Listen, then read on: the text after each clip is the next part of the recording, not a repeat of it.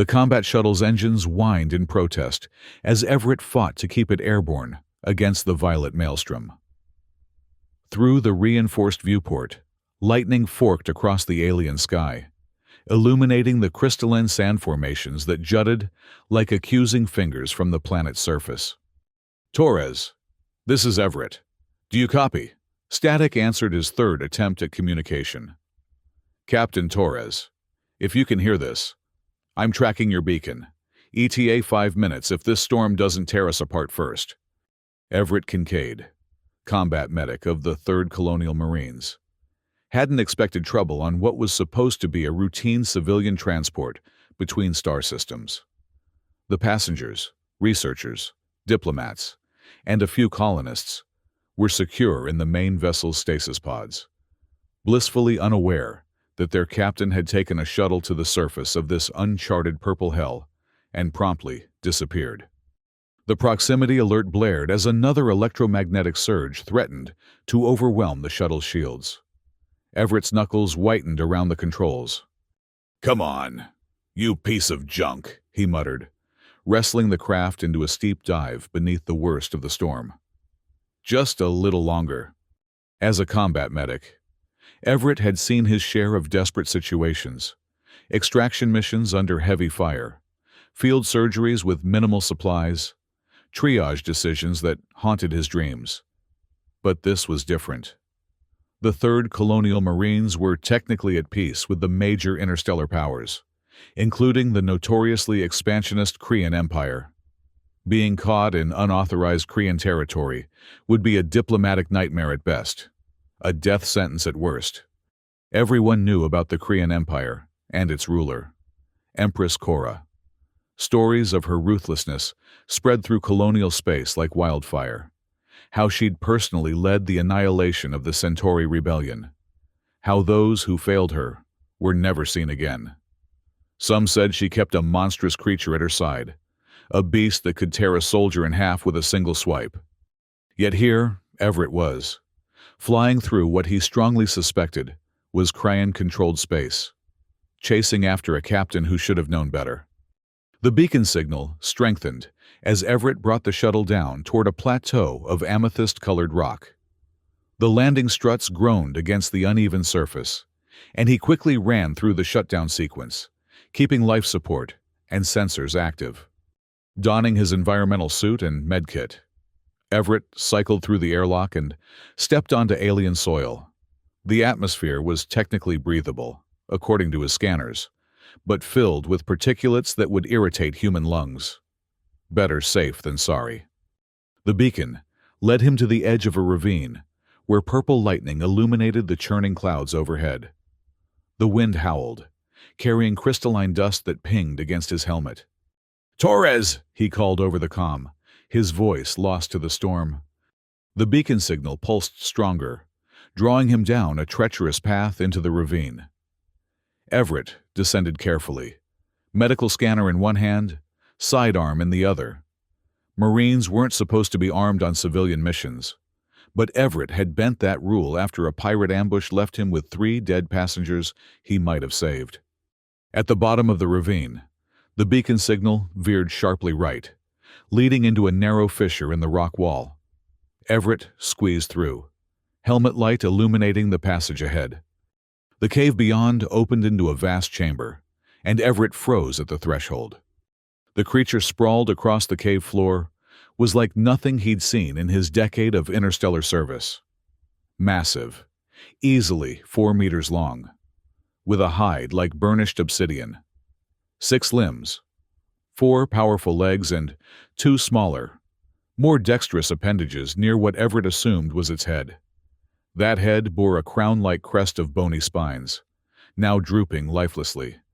But what captured Everett's attention wasn't the creature's alien magnificence, but its condition.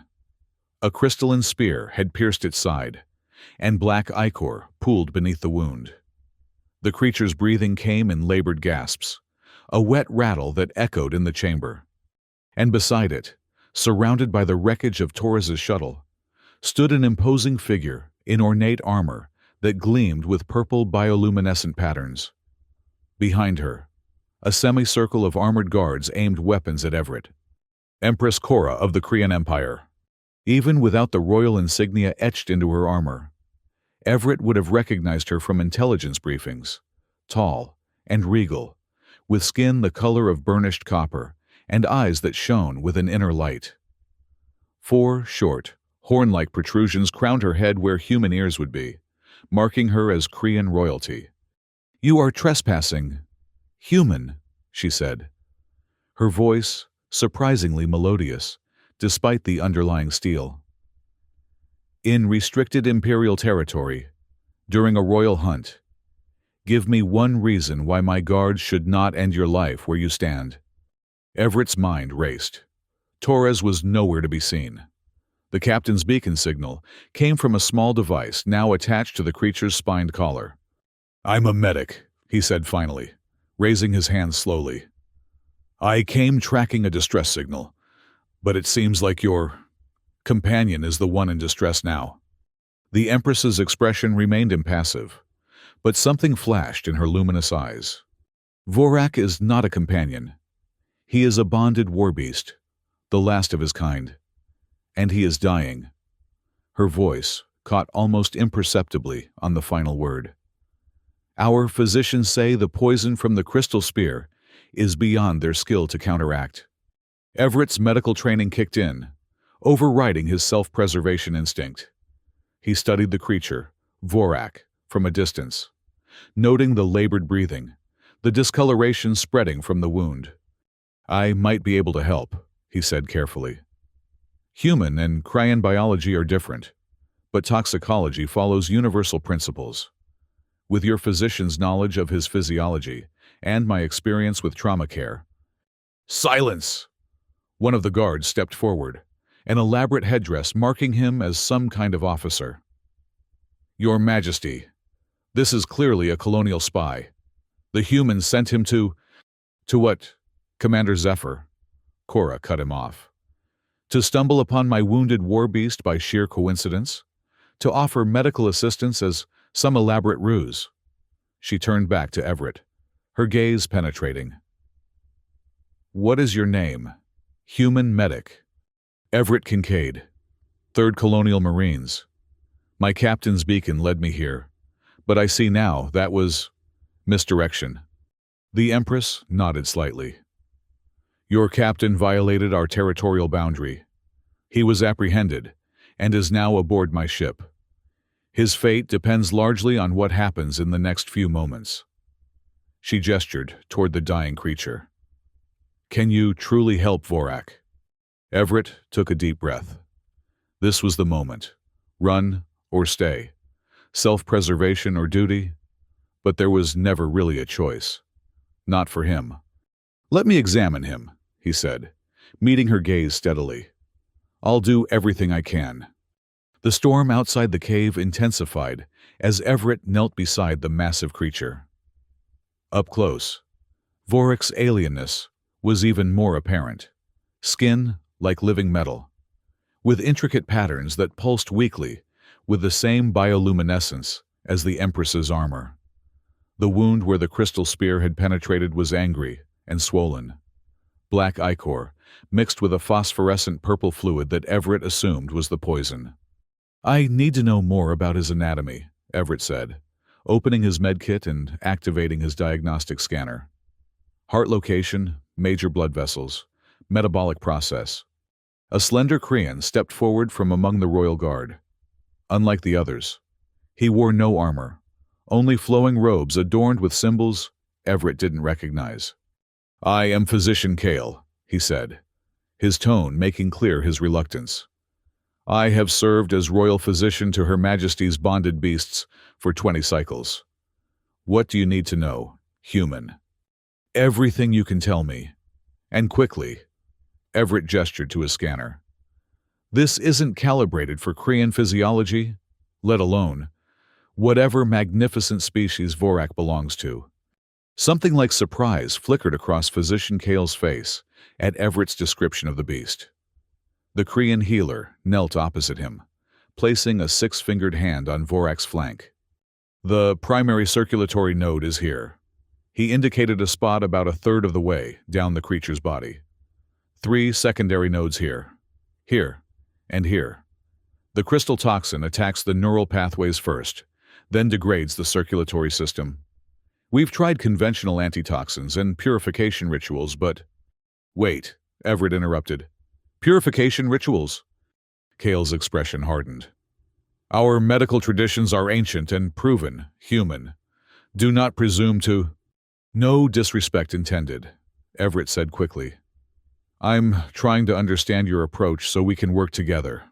On my world. We once believed in similar practices before developing what we now call evidence-based medicine. The Empress made an impatient gesture. Spare us the comparative xenology, medic. Can you help or not? Everett studied his scanner's readings. The poison is causing a cascade failure in his neural network. It's similar to some neurotoxins I've treated in human patients, but more aggressive. He looked up at Cale. Do you have a way to filter his blood? Anything like dialysis? The physician's expression showed incomprehension, and Everett cursed under his breath. Cultural and linguistic barriers were the last thing he needed in an emergency. I need to remove the poison from his system while supporting his neural function, Everett explained, already digging through his medkit. I can improvise a filtration system, but I'll need something to counteract the neurotoxic effects. Cale hesitated, then produced a small vial from within his robes. This is distilled essence of the royal physician's art. It strengthens the life force, but we have too little to overcome such extensive poisoning.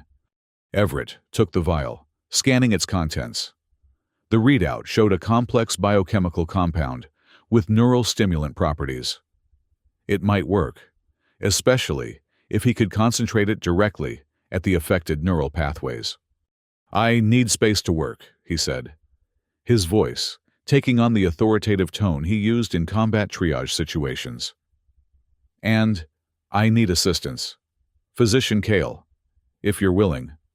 The Krien hesitated, looking to his Empress for permission. Cora studied Everett for a long moment, then nodded once, sharply. Save him, she said, and it was both command and plea. Everett worked feverishly, his hands steady despite the pressure. He'd performed emergency procedures under artillery fire, but never with an alien Empress watching his every move. Never on a creature whose biology was so foreign to his training. He improvised a filtration system using components from his medkit and materials Cale provided from his own supplies. The Krien physician, initially skeptical, proved to be a quick study, adapting to Everett's techniques with remarkable speed. The poison is bonding to these protein structures, Everett explained, showing Cale the scanner display. If we can introduce a competing agent that binds more readily. Like calls to like, Cale murmured, producing another vial. This is synthesized from the same crystal formations, but rendered inert through the sacred processes.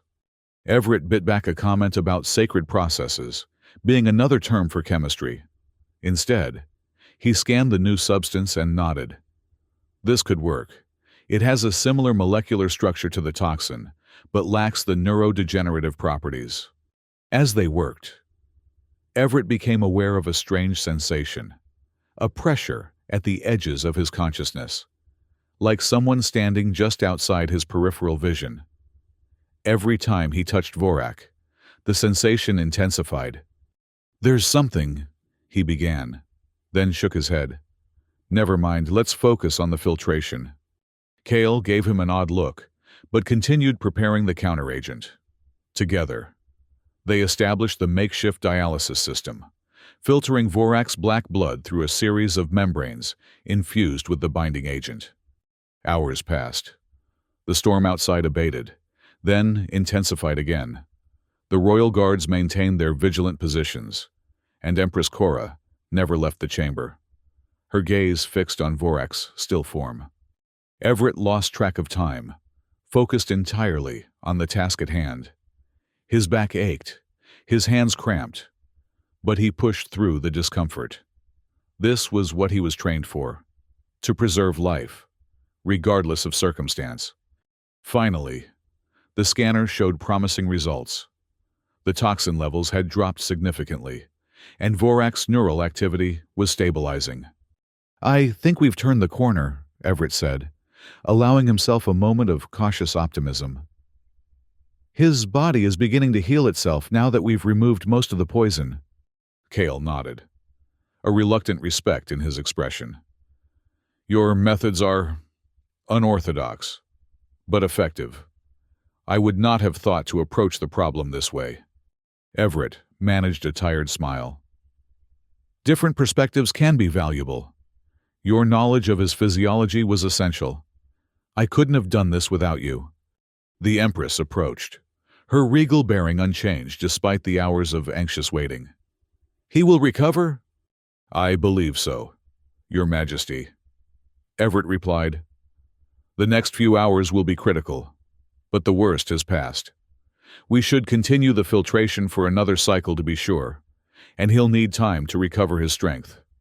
Cora knelt beside Vorak, placing her hand on his crest in a gesture that seemed oddly intimate. For a moment, her royal mask slipped, revealing profound relief. "You have done what our most skilled physicians could not," she said, meeting Everett's gaze. "The Empire is in your debt. Everett Kincaid."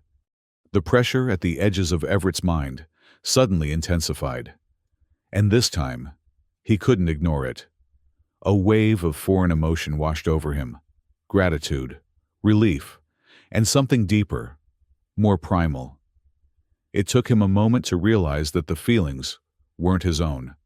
What is that?" he gasped, pressing a hand to his temple. Cora's eyes widened slightly. "You can feel it? The bond echo?" "If that's what you call the pressure in my head, then yes," Everett said, fighting to maintain his composure. "It's like emotions that aren't mine." The Empress exchanged a significant look with Physician Kale, who appeared both alarmed and intrigued. "The bond between royalty and their war beasts is telepathic in nature," Cora explained carefully. "It is unprecedented for an outsider, especially a non-Korean, to sense even an echo of it. Vorak must have formed a connection with you during the healing process." Everett tried to process this information through his exhaustion. "Is that normal?" "Nothing about this situation is normal, human," Cora replied, but there was no hostility in her tone. "You have saved the last royal war beast in existence, touched the sacred bond, and earned my gratitude. Your captain's life is spared, and you will be returned to your vessel with honor."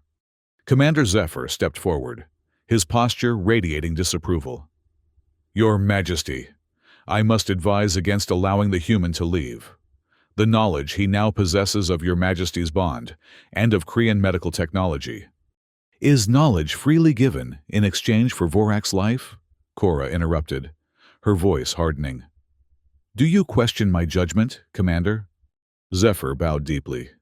"Never, Your Majesty. I think only of your security."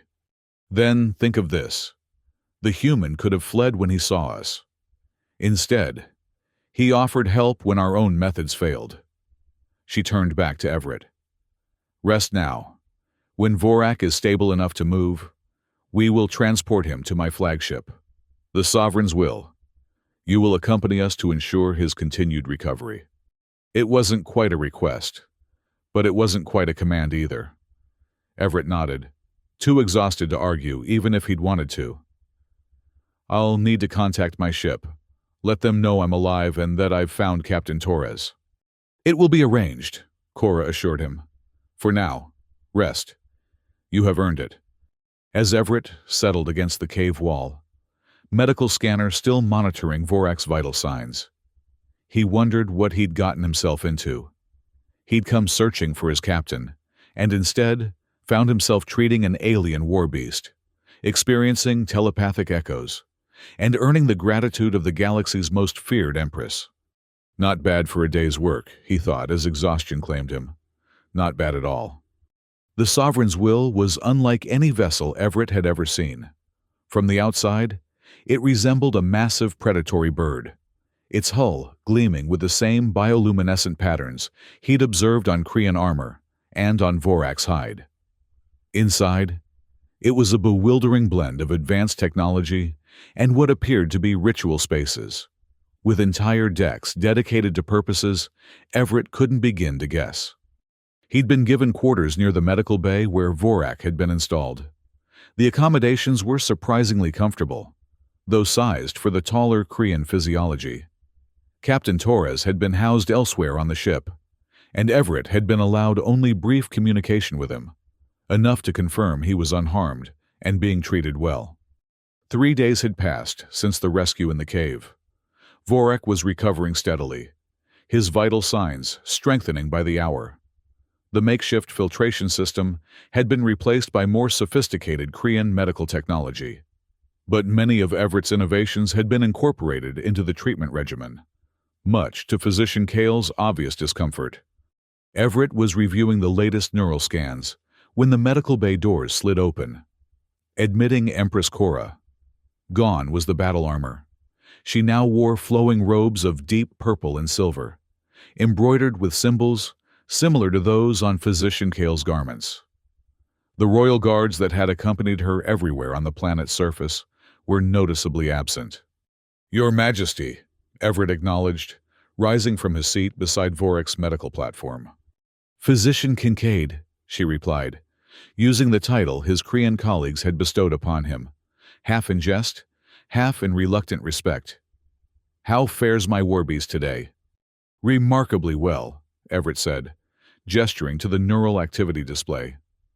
"The bond pathways, that's what Cale calls them, are almost completely healed. The remaining toxin has been neutralized, and his natural healing processes are functioning at optimal levels." Cora approached Vorak, running a hand along his flank. The warbeast rumbled low in his throat, a sound Everett had come to recognize as pleasure. "He would have died without your intervention," Cora said quietly. "The royal warbeasts have been companions to the Krian throne for millennia. Vorak is the last.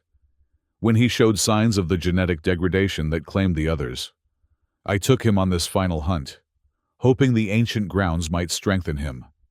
Her expression darkened. "Instead, he was wounded by crystal formations we once considered sacred." Everett hesitated, then decided to risk the question that had been troubling him. "Your Majesty, Physician Cale mentioned genetic degradation. Is that a separate issue from the crystal poisoning?" Cora's luminous eyes fixed on him, measuring. "You are observant, Physician Kincaid." "Yes. The degradation is a slow death that has claimed all royal warbeasts over the past 3 generations. Our scientists believe it is a flaw in their genetic structure, activated by something in our changing environment." "I'd like to help, if possible," Everett offered.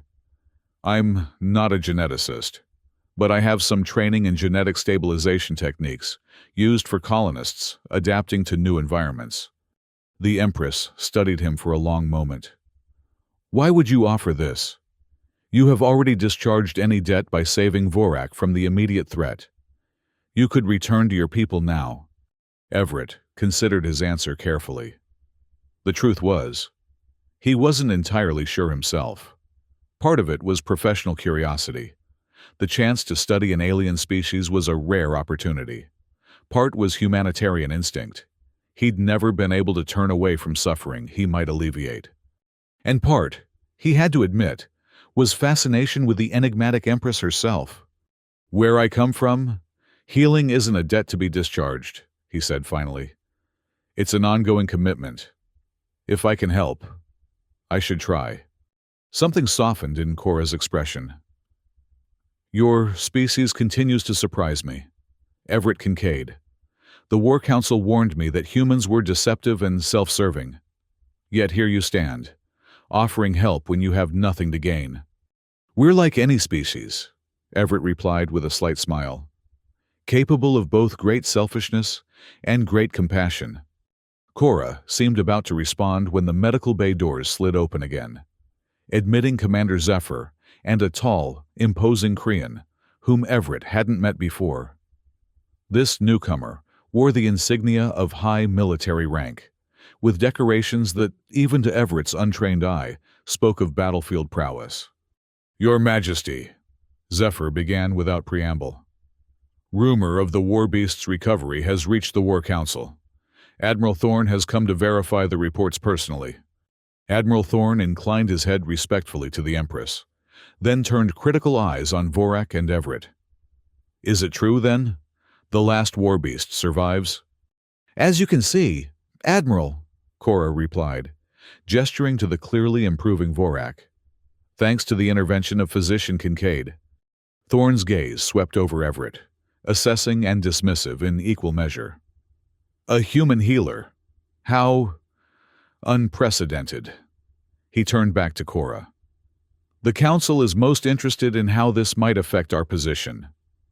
With respect, Your Majesty, the symbolic value of a recovered royal war beast cannot be overstated, particularly given recent communications from the outer territories." Everett sensed undercurrents he didn't understand. The tension in the room had shifted, becoming more political than medical. "What communications?" Cora asked sharply. Zephyr and Thorne exchanged glances. "Princess Vex has made another transmission," Zephyr said finally. "She claims to have developed a solution to the genetic degradation affecting the royal beasts. She offers to share it in exchange for concessions." The temperature in the room seemed to drop. Everett had been briefed on the basics of Korean political structure during his medical training, enough to know that Princess Vex was Empress Cora's younger sister, who had been exiled to the outer territories after a failed attempt to seize the throne years ago. "What kind of concessions?" Cora's voice was dangerously soft. "A seat on the War Council," Thorne replied, "and recognition of the outer territories as a semi-autonomous region under her governance." Cora's expression remained impassive, but Everett felt a surge of emotion through the bond echo: anger, concern, and something like bitter amusement. "My sister always had impeccable timing," Cora said. "Tell the Council I will address this matter personally after I have consulted with my physicians regarding Vorak's condition." She nodded dismissively, and the two military officers bowed before departing. When they were gone, Cora turned back to Everett. "It seems my sister has heard of your miracle, Physician Kincaid. She has always been quick to capitalize on changing circumstances. Is it possible she really has found a cure for the genetic degradation?" Everett asked. "Possible, but unlikely," Cora replied. "Vex was always brilliant but impatient. She lacks the temperament for methodical scientific research. More likely, she is bluffing to gain political advantage." She paused, considering. "Though she does control regions rich in ancient knowledge that the Empire has been unable to access since her exile." Everett turned back to the neural scans, thinking. "With your permission, I'd like to take a closer look at the genetic aspects of Vorak's condition. If Princess Vex is bluffing, having our own research well underway would strengthen your position." Cora studied him with renewed interest. "You understand political maneuvering, Physician?" Everett shrugged. "I have served in enough war zones to recognize power plays when I see them. Medicine and politics are often inseparable, especially in times of crisis." "Very well," Cora decided. "You will have access to our genetic research facilities at Altair. Physician Kale will assist you, along with our best xenobiologists." A ghost of a smile touched her lips. "Though I suspect they will resist your methods as vigorously as Kale did initially." "That's normal," Everett assured her. "Medical traditions run deep in every culture. The key is finding the bridge between approaches." "Find more than a bridge, Physician Kincaid," Cora said, her voice taking on a new urgency. "Find a solution. My sister's challenge cannot go unanswered, and Vorak cannot be the last of his kind." She paused at the door. "The Empire needs its symbols of strength, now more than ever." After she'd gone, Everett sank back into his chair, suddenly aware of the weight of responsibility that had been placed on his shoulders. He'd come to the system chasing a distress beacon, and now he was embroiled in royal politics, genetic research, and the fate of an entire species. He placed a hand on Vorak's flank, feeling the steady rhythm of the creature's breathing. Through the bond echo, he sensed contentment and trust. "Don't worry, big guy," he murmured. "We'll figure this out together." The research facility at Altair was a striking blend of ancient architecture and cutting-edge technology. Built into the side of a mountain on one of the Creon homeworld's smaller continents, it featured soaring arches and spiraling towers alongside modern laboratory spaces filled with equipment that Everett could only partly comprehend. As Cora had predicted, the Crean scientists initially viewed Everett with skepticism, bordering on hostility. His status as an honored guest of the Empress granted him access, but not acceptance. Physician Kale, who had accompanied him from the Sovereign's will, served as an uneasy bridge between Everett and the xenobiological research team. The sacred texts speak of a time when the royal war beasts numbered in the hundreds, explained Dr. Mira, the facility's lead geneticist. She was younger than most of the other researchers, with a quickness in her movements that reminded Everett of medical residents eager to prove themselves. But the bloodlines thinned over generations of selective breeding for specific traits valued by the royal court. "Classic genetic bottleneck," Everett murmured, studying the holographic display of Vorak's DNA structure. Or rather, the Crean equivalent of DNA. A more complex molecule with additional binding sites. "The degradation manifests first in the neural pathways," Kale added, "particularly those associated with the bond. Eventually, it spreads to vital organ systems." Everett nodded, making connections. That might explain why Vorak was so vulnerable to the crystal toxin. His neural resilience was already compromised. For 2 weeks, Everett immersed himself in the research, working alongside the Crean scientists who gradually warmed to his collaborative approach. He didn't pretend to understand their technology or traditions fully, but offered human perspectives that sometimes provided unexpected insights. Empress Cora visited the facility twice during this period. Each time, she brought Vorak, whose presence both motivated the research team and provided valuable real-time data. The bond echo that Everett experienced grew stronger with each visit, allowing him fleeting glimpses of emotions and occasionally even fragmented thoughts from both Vorak and Cora. It was during the second visit that Everett made a breakthrough. The degradation isn't purely genetic, he realized, studying a simulation of neural activity in the bond pathways. It's an interaction between the genetic predisposition and something environmental, a protein mismatch that accumulates over time. Dr. Mira leaned forward, her skepticism momentarily forgotten. "Like an allergic response. Similar, but slower and more insidious," Everett explained, excitement building. "In human medicine, we've seen comparable effects when colonists adapt to new planetary environments. The body sometimes recognizes beneficial adaptations as threats and attacks them. But the war beasts have been part of Crean society for millennia," Kale objected. "Why would such a response manifest only in recent generations?" "Because something changed," Everett said, turning to Cora, who had been listening intently. "Your Majesty, when did the first signs of degradation appear in the royal war beasts?" Cora considered. "Approximately 200 cycles ago, during my great-grandmother's reign. It coincided with the Empire's expansion into the Outer Rim territories." Everett nodded, pieces falling into place. "And those territories include planets with crystal formations, similar to those that poisoned Vorak?" "Yes," Cora confirmed. "The crystal formations were initially viewed as sacred, a sign of divine favor for our expansion. Many were brought back to the homeworld as relics." "That's it," Everett said, turning back to the genetic display. "The crystals emit a low-level radiation that's harmless to Crean physiology, but interacts catastrophically with specific sequences in war beast genetics. It's not causing the degradation directly. It's triggering an autoimmune response that does the damage.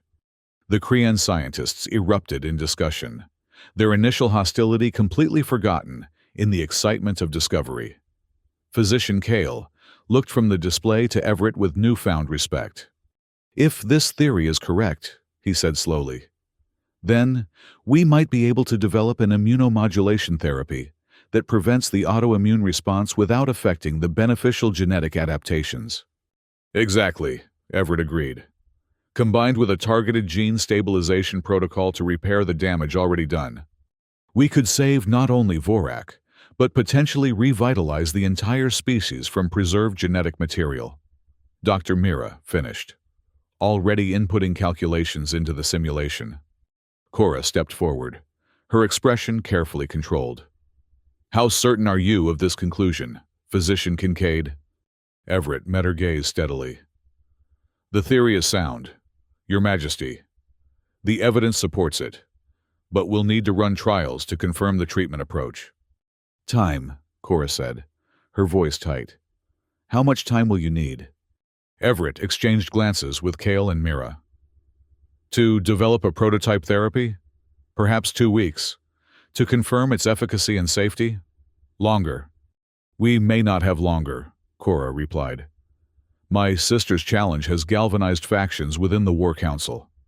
Some believe we should accept her terms, rather than risk losing the war beasts entirely. Admiral Thorne counsels military action to seize her research by force."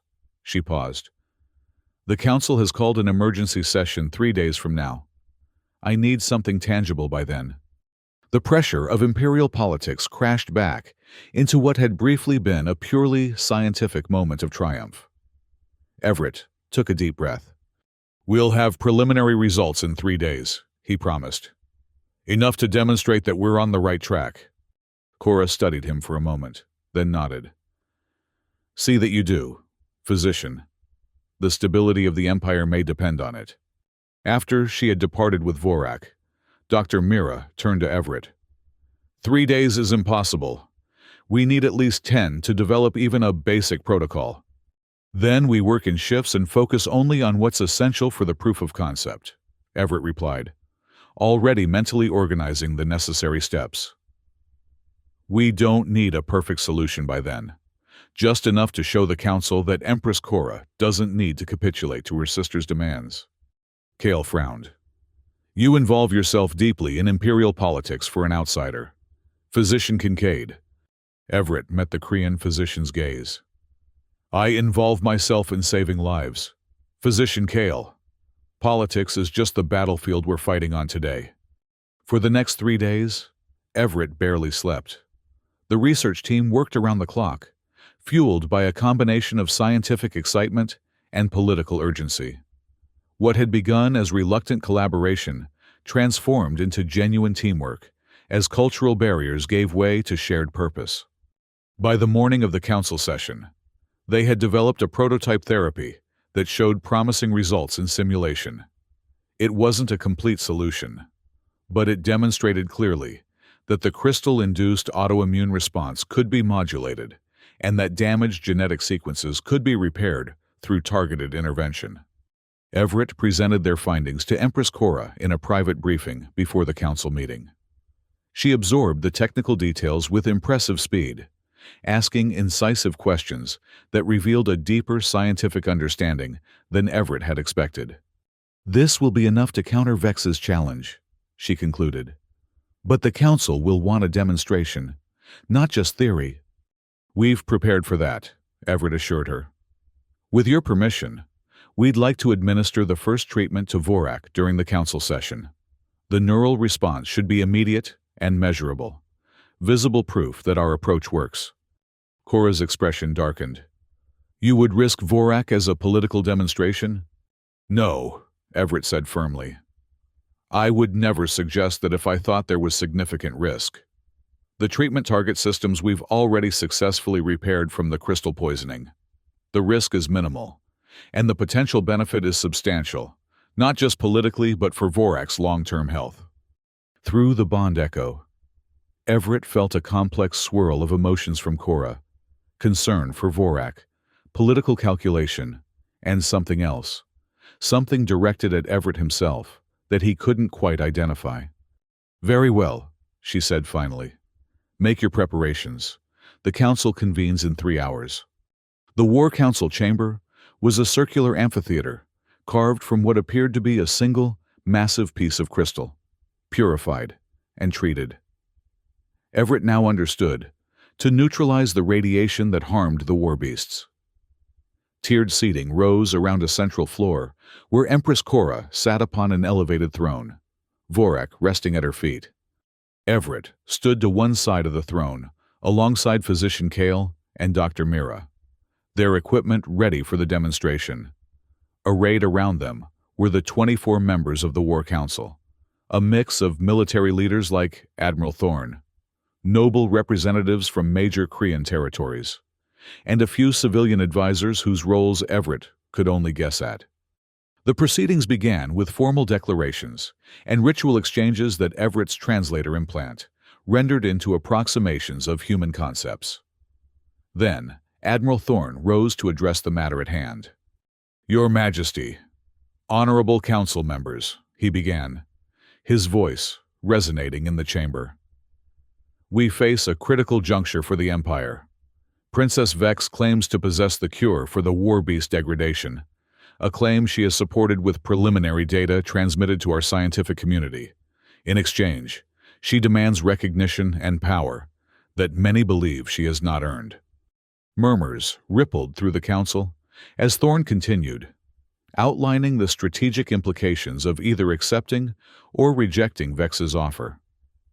Everett listened carefully, noting the factions forming among the council members. When Thorne finished, Empress Cora rose, commanding immediate silence with her presence alone. "The Empire does not bow to extortion," she stated, her voice carrying effortlessly to every corner of the chamber.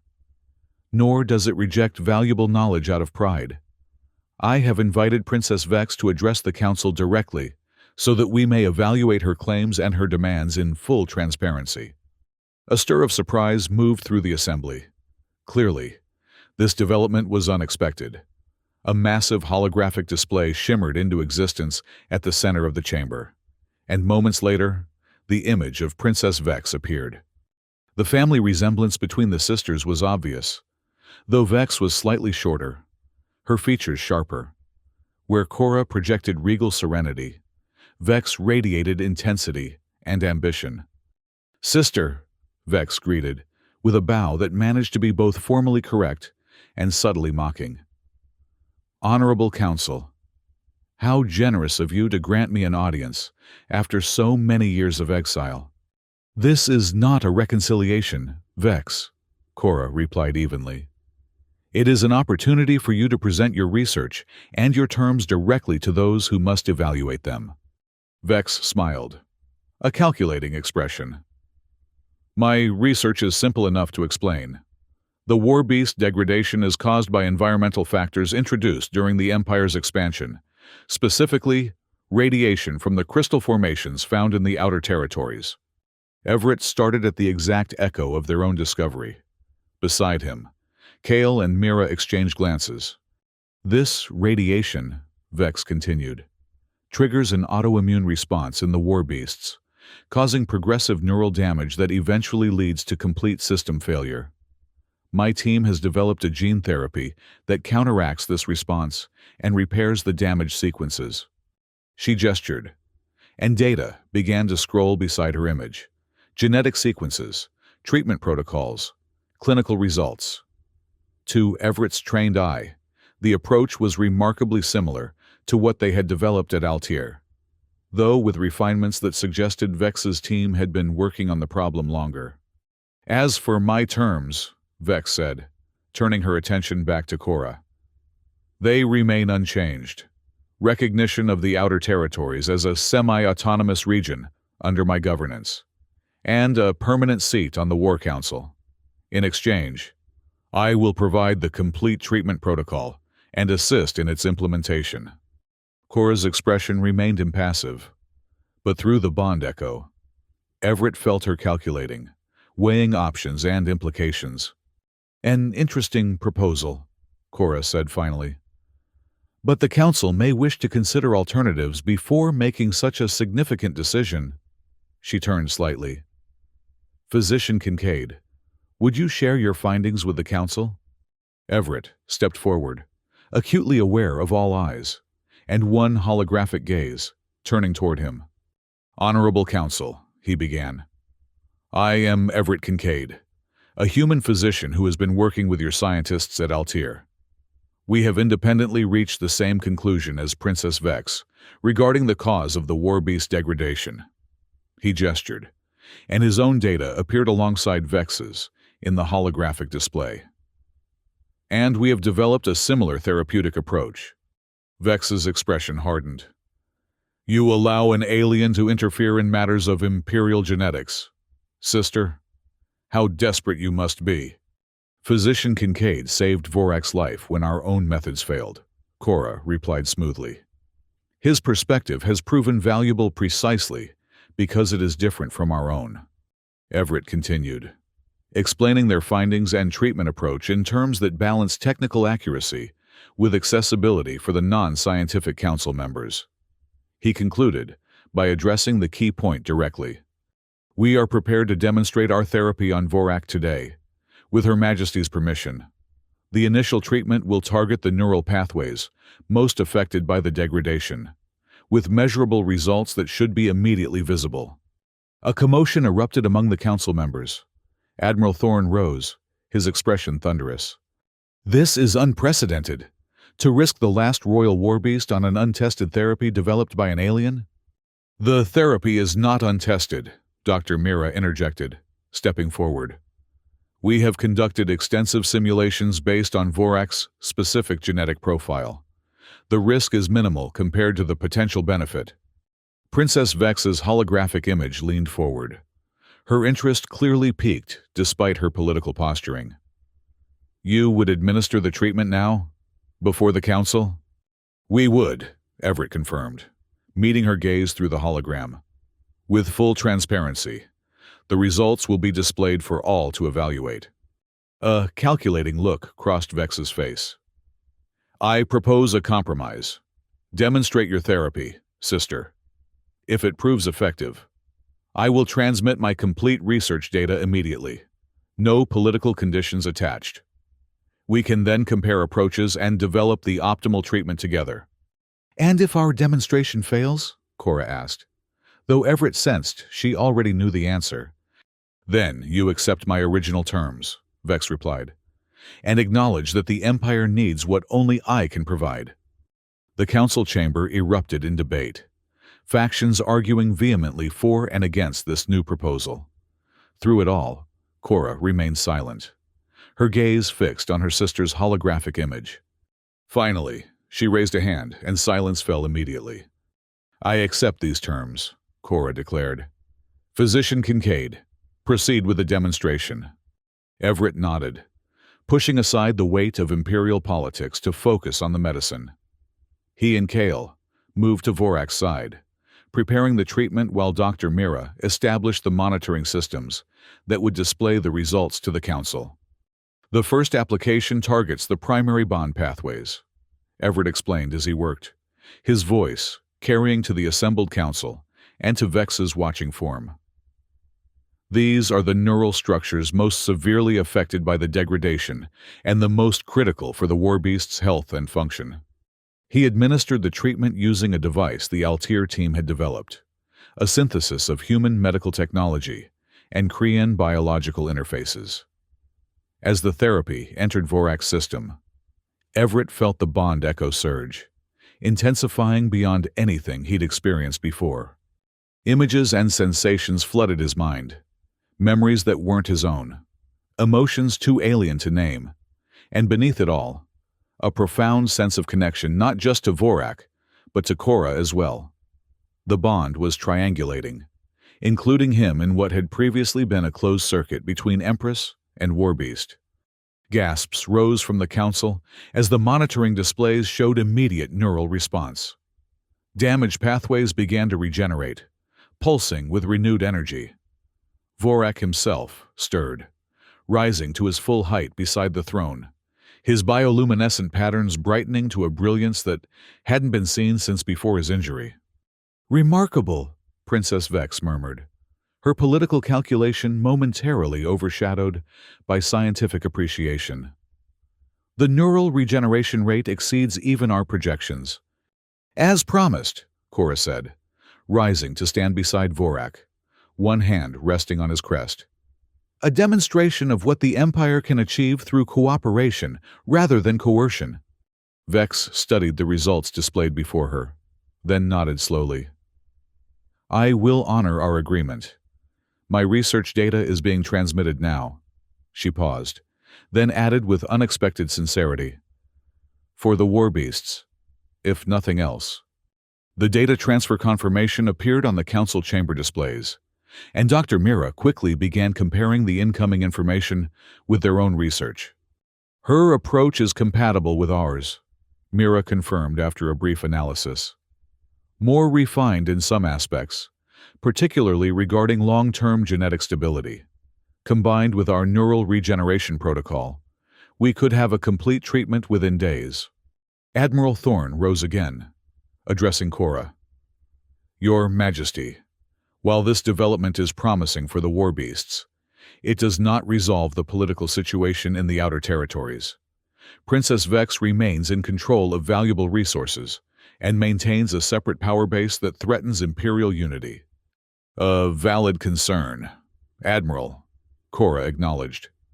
"Which is why I propose a different kind of solution." She turned to address her sister's hologram directly.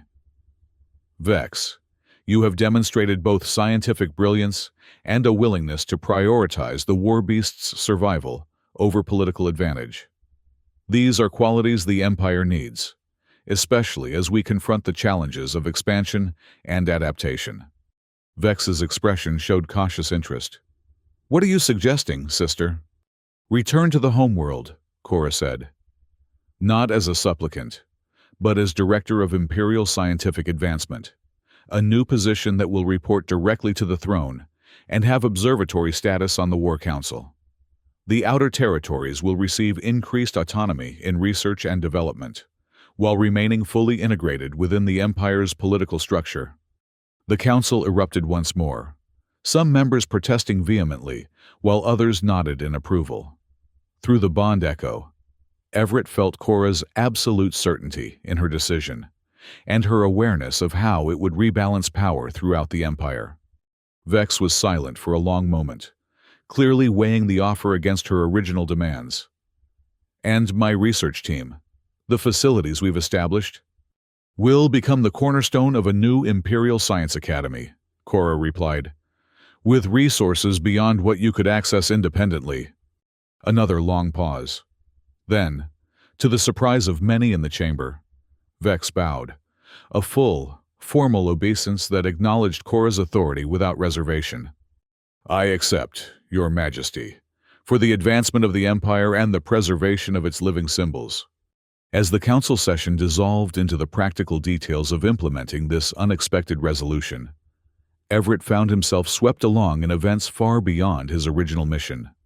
The bond echo hummed with triumphant satisfaction from both Cora and Vorak, and beneath it, a new emotion he was startled to recognize as affection, directed at him.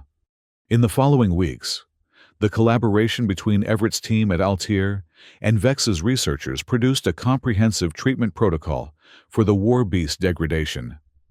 Vorak's condition improved dramatically, and work began on revitalizing the species from preserved genetic material. Princess Vex returned to the homeworld, taking up her new position with characteristic intensity. Her relationship with Cora remained complex, a blend of rivalry and newfound respect, but the immediate threat of civil conflict receded. For Everett, the question of returning to colonial space became increasingly complicated.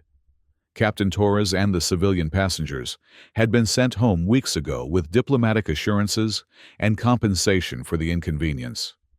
But Everett had requested, and been granted, an extended assignment as liaison to the Creon medical community.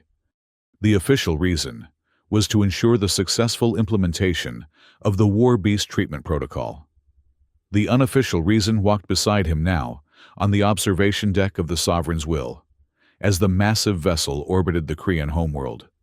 The first new War Beast embryo has been successfully implanted in the surrogate, Empress Cora informed him, her voice warm with satisfaction.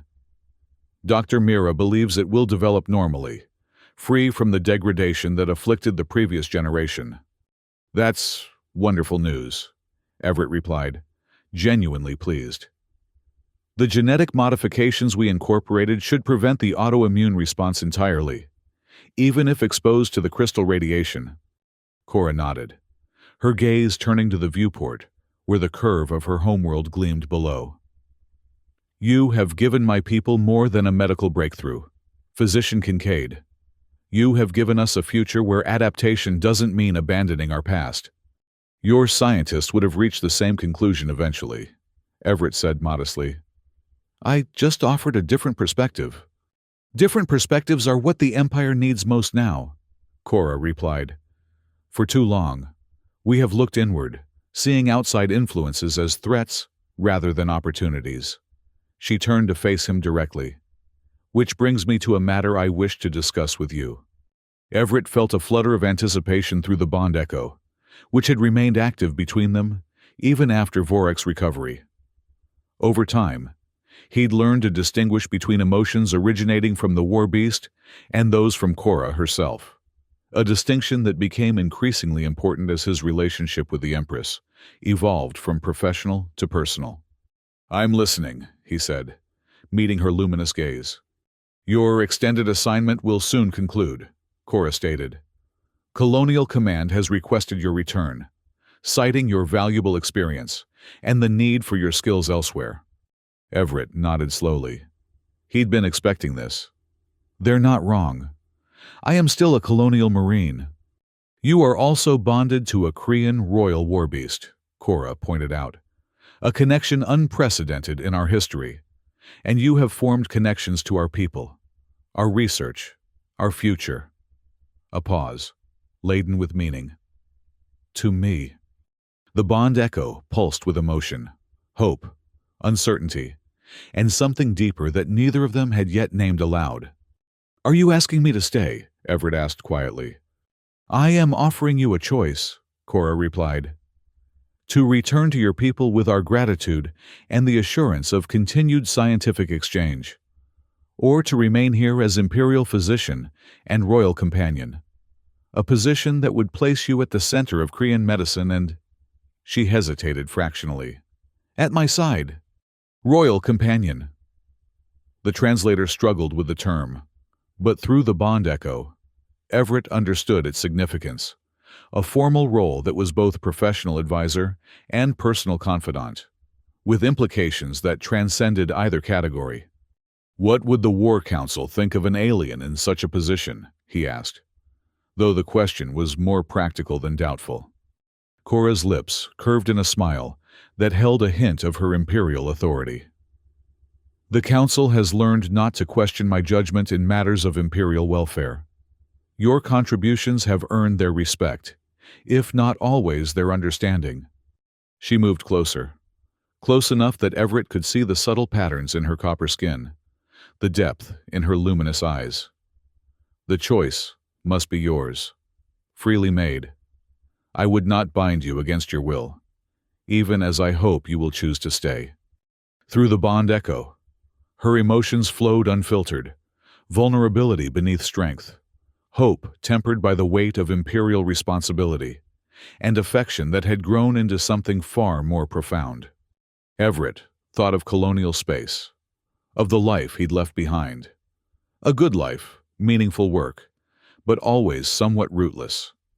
Here, among the Krian, he'd found not just professional purpose but connection, to a culture that valued both tradition and progress, to patients who challenged his understanding of life itself, and to a woman whose complexity and courage had captured more than his respect. I'll stay, he said simply, as Imperial Physician and companion. The joy that flashed through the bond echo was almost overwhelming. not just from Cora but from Vorak as well. The warbeast's presence suddenly filling Everett's awareness as the creature padded onto the observation deck, summoned by emotions too strong to ignore.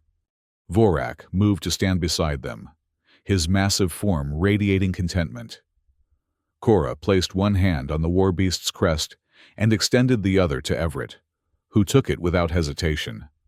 "Then it is settled," she said, the formal words belied by the warmth in her voice. "Everett Kincaid, you are named Imperial Physician and Royal Companion, with all the duties and privileges thereof."